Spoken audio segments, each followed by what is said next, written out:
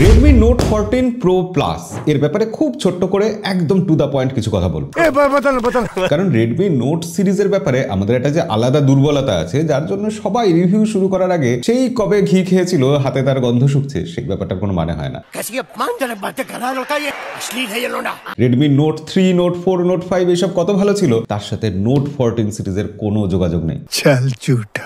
আমার মতে Redmi Note 10 series last ভালো নোট সিরিজ ছিল, জনপ্রিয় নোট সিরিজ ছিল, তাতে নতুন কিছু করার চেষ্টা করেছিল রেডমি। এবার Note 14 Pro থেকে রেডমি সেরকম কিছু করতে পারলো? বিশেষ করে এই সিরিজের সব থেকে দামি, সব থেকে ভালো রেডমির মত অনুযায়ী ফোনের ব্যাপারে রেডমি কি বলছে, কেমন করেছে, চলুন আজকে শুরু করে দিই, দেরি করে লাভ নেই। কি আছে টু দা পয়েন্ট কথা হবে। দেখুন, একটা ফোন সম্পর্কে বিচার করতে হলে সবার আগে এটা ভাবতে হবে যে এই ফোনটা কত দামে লঞ্চ হয়েছে। Redmi Note 14 Pro Plus সেটা যত ভালোই ফোন হোক না কেন, যদি 1 লাখ টাকা 1.5 লাখ টাকা দামে লঞ্চ হতো তাহলে এই ফোনটাকে ভালো বলা যেত। অথবা এই ফোনটা যদি খারাপ ফোনও মনে হয়, তারপর দাম রাখে 10,000 টাকা, তাহলে আমরা খারাপ বলতে পারবো? তো আমরা ফার্স্টে ফোনটা বার করে ফেলি। বেরিয়ে আয় এই তো এই ফোনটার 8GB 128GB ভেরিয়েন্টটা লঞ্চ হয়েছে 30,999 টাকা। তারপর কার্ড ডিসকাউন্ট থাকবে, ইত্যাদি থাকবে, এবং এটার যে টপ ভেরিয়েন্টটা সেটা লঞ্চ হয়েছে প্রায় 35-36 হাজার টাকায়। তো এই দামটা কিন্তু খুব একটা কম নয়। 30,000 টাকার প্রাইস পয়েন্টে আমরা অনেক কিছু দাবি করতে পারি। প্রথমে বলতে হয়, তাই বলে নি যে এই ফোনটা লুকস আর ডিজাইন কেমন। দেখুন, এই ফোনটা না আসলে রেডমির ফোন কম, শাওমির ফোন বলে বেশি মনে হচ্ছে। এই যে ক্যামেরা বাম্পা এইসবের জন্য ডিজাইনটা অনেকটা শাওমির ফোনের মতোই লাগছে, কিন্তু শাওমির ফোন তো অনেক প্রিমিয়াম হয়, এই ফোনটা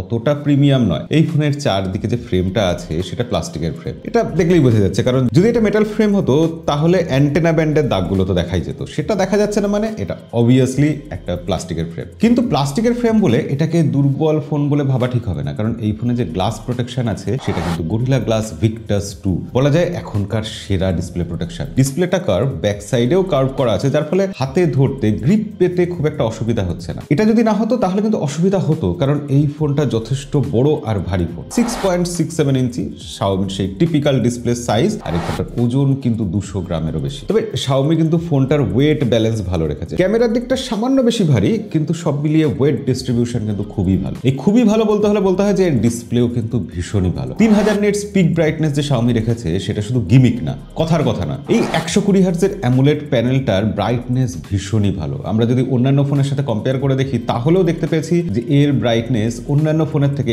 HDR মোড বলুন, ডলবি ভিশনে বলুন, সব জায়গাতে কিন্তু ব্রাইটেস্ট দেখাচ্ছে, এবং কালো জায়গাগুলো প্রপার কালো দেখাচ্ছে। আর ফোনের ভেতরে যাওয়ার আগে বলি যে আরো একটা যে ভালো জিনিস আমি নোটিস করলাম সেটা হচ্ছে এর ডুয়েল স্টিরিও স্পিকার। না, সেটা নয়, ডুয়েল স্টিরিও স্পিকার শাওমি এই দামে দেবে এটা খুবই এক্সপেক্টেড। রেডমির ফোনে, নোট সিরিজের ফোনে এটা আছে, ভালো সাউন্ড, সেটা নিয়ে কিছু নেই, কিন্তু দুটো নয়েজ ক্যান্সেলেশন মাইক রয়েছে ওপরের দিকে, যার ফলে কল কোয়ালিটি কিন্তু সত্যিই খুব ভালো হচ্ছে। আমি এটা দেখে ভীষণই আশাবাদী হয়ে গেছিলাম যে শাওমি বোধহয় এবার ফিজিক্যাল একটা প্রক্সিমেট্রি সেন্সার দিয়েছে, যেটা শাওমির ফোনে কখনোই থাকে না। যে জিনিসটার কথা আজ থেকে 5 বছর আগে বোধহয় আমি বলেছিলাম, আজকাল বিভিন্ন রিভিউয়াররা সেটা নোটিস করছে যে শাওমির ফোনে টাচ ইস্যু হয় কথা বলতে গেলে ফোন কলে, তার কারণ এখানে ফিজিক্যাল কোনো প্রক্সিমেট্রি সেন্সার থাকে না। সেক্ষেত্রে বুঝে দেখুন, 5 বছর আগে থেকে যেটা আমরা কমপ্লেন করছি সেই জিনিসটা আজও শাওমির ফোনে দেয়নি। এইটুকু কস্ট কাটমেন্টের কি প্রয়োজন আছে আমি বুঝি না। কি ব্যাপারটা বুঝতে পেরেছেন তো? ফিজিক্যাল প্রক্সিমেট্রি সেন্সার মানে ফোন যখন চালু অবস্থায় কানের কাছে নিয়ে যাব বা ফোনের এই প্রক্সিমেট্রি সেন্সারের সামনে কোনো কিছু নিয়ে আসবো, ফোনের ডিসপ্লেটা অফ হয়ে যাবে, আবার হাত সরিয়ে নিলে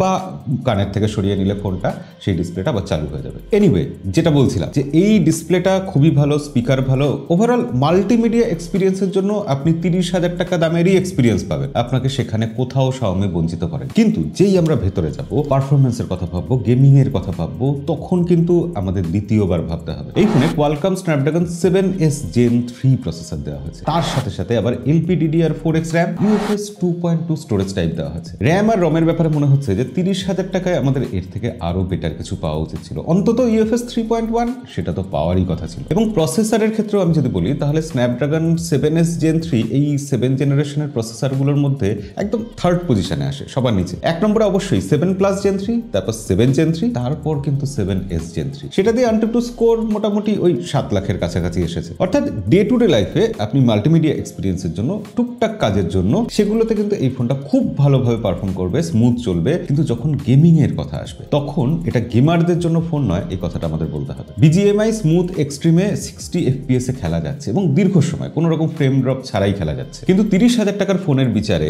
আমাদের এক্সপেকটেশনস আর একটু বোধহয় বেশি থাকার কথা, তাই না? কিন্তু আমরা যদি ব্যাটারি সেগমেন্টে চলে আসি, সেখানে শাওমি খুবই ভালো কাজ করেছে বলতে হয়। এখানে 6 6200 mAh ব্যাটারি আছে। মানে এই সেগমেন্টে এত বড় ব্যাটারি দিচ্ছে অন্য কোনো কোম্পানি মনে করছে না। তার সাথে সাথে 90 ওয়াটের ফাস্ট চার্জিং, একদম ডেডলি কম্বিনেশন, এবং ব্যাটারি ব্যাকআপও খুব ভালো। 1.5 দিন পর্যন্ত ব্যাটারি ব্যাকআপ আপনি পাবেনই। সেটা আপনি মাল্টিমিডিয়া এক্সপিরিয়েন্স করুন, গুগলে নেভিগেশন করুন, কিছু গেম টেম খেলুন, সবকিছু মিলিয়ে আপনি দেখবেন যে 1.5 দিন অব্দি আপনার ব্যাটারি ব্যাকআপ চলে গেছে। কিন্তু ক্যামেরা সফটওয়্যার, সেখানে কি 30,000 টাকার রিটার্ন আমরা পেলাম? প্রথমে বলি সফটওয়্যারের কথা। Xiaomi এখানে HyperOS 1 রয়েছে, HyperOS 2 কিন্তু আজকাল বিভিন্ন ফোনে দেওয়া শুরু হয়ে গেছে। সেখানে Android 14 এর উপর HyperOS 1 Xiaomi Android 15 দিতেই পারত। বিশেষ করে তারা যেখানে বলেছে এখানে 3খানা অ্যান্ড্রয়েডের আপডেট দেবে, অর্থাৎ Android 15 এ আপগ্রেড করতে গিয়ে আমাদের একটা আপগ্রেডেশন চলে গেল, তারপর Android 16 আসবে, 17 আসবে, সেখানে অ্যান্ড্রয়েডের আপডেট শেষ। যদিও সিকিউরিটি আপডেট আরো 1 বছর পাওয়া যাবে। তো অন্যান্য কম্পিটিশনকে যদি আমরা মাথায় রাখি তাহলে বলবো যে হ্যাঁ, Xiaomi আর 1 বছর বোধহয় অ্যান্ড্রয়েড আপডেট বেশি দেওয়া উচিত ছিল। অ্যাটলিস্ট বক্সের মধ্যে ফোনটাতে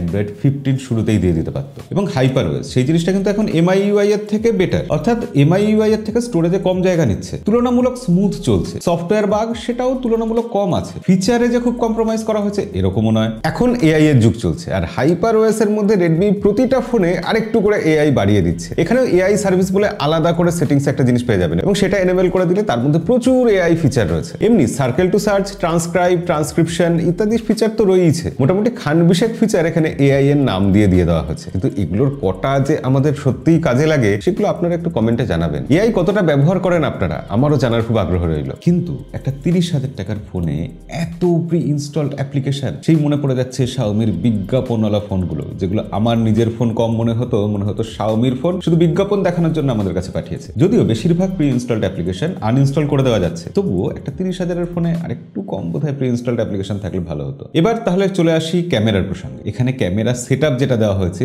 সেটা দেখার আগে আপনি ক্যামেরা বাম্প দেখেই কাত হয়ে যাবেন। তবে ক্যামেরা সেটআপও কিন্তু খুব খারাপ নয়, কাগজে কলমে অন্তত খারাপ নয়। 50+50+, 8 মেগাপিক্সেল ক্যামেরা। মেইন সেন্সর অবশ্যই 50 মেগাপিক্সেল, একটা টেলিফটোর 50 মেগাপিক্সেল আছে, আর একটা 8 মেগাপিক্সেলের আলট্রা ওয়াইড আছে, যেটার কোয়ালিটি খুব একটা ভালো নয়। ডিটেলস সেভাবে পাওয়া যাচ্ছে না, বরঞ্চ মেইন সেন্সর দিয়ে আমরা যখন ডে লাইটে ছবি তুলেছি তখন কিন্তু ছবি বেশ ভালো পেয়েছি। স্কিন কালার, ডিটেলস এগুলো কিন্তু বেশ ভালো এসেছে। তবে পোর্ট্রেট মোডের ক্ষেত্রে আমরা দেখলাম এজ ডিটেকশন আরো ইমপ্রুভ করা যাবে। যেহেতু এখানে টেলিফটো লেন্স আছে, তাই টেলিফটো লেন্স দিয়ে যখন পোর্ট্রেট ছবি তুলছি ব্যাকগ্রাউন্ড ব্লারও কিন্তু বেশ ন্যাচারাল আসছে। তবে হ্যাঁ, ডিটেলস সামান্য কমে যাচ্ছে। এছাড়া ব্যাক ক্যামেরা দিয়ে সর্বোচ্চ 4K 30 FPS এর ভিডিও তোলা যায়। ভিডিওর স্টেবিলিটি কেমন, ভিডিওর কোয়ালিটি কেমন, আপনারা এই স্যাম্পল দেখলেই বুঝতে পারবেন। ফ্রন্টে রয়েছে একটা 20 মেগাপিক্সেল সেলফি ক্যামেরা। সেই ক্যামেরা দিয়ে আমরা যখন ছবি তুলেছি, ছবি এমনিতে তো ঠিকঠাকই লাগছে, তবে কিছু ক্ষেত্রে ওভার প্রসেসড লাগছে। সব মিলিয়ে আমি বলবো সামনে আর পিছনে দুদিকের ক্যামেরা মিলেই যে এই ক্যামেরাগুলোর ধারাবাহিকতার কোথাও গিয়ে অভাব আছে। আপনি 10টার মধ্যে 2-1টা ছবি ভালো পেয়ে যাবেন, আবার 2-1টা ছবি আপনাকে বেশ কয়েকবার তুলতে হবে। আর হ্যাঁ, আরেকটা বিশেষ ব্যাপার, যে ফ্রন্টে যে সেলফি ক্যামেরা আছে সেটা দিয়ে ভিডিও রেকর্ডিং কিন্তু 1080p